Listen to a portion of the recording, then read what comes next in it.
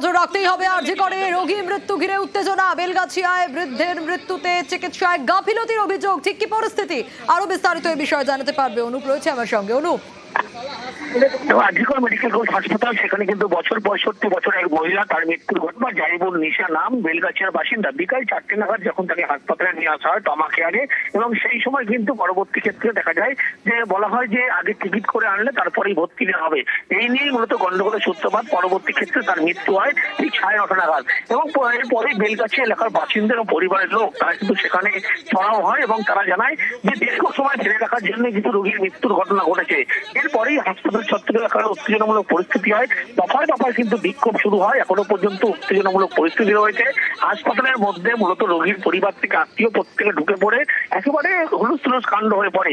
এরপরে সিআরপিএফ জওয়ান যারা ছিল তারা কিন্তু ঘটনাস্থলে পৌঁছয়, এবং এই মুহূর্তে এখনো পর্যন্ত উত্তেজনামূলক পরিস্থিতি রয়েছে।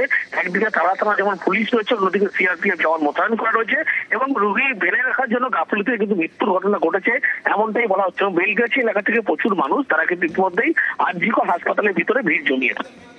বেশ। अगर आपको अर्जेंट है तो जाइए प्राइवेट हॉस्पिटल जाइए।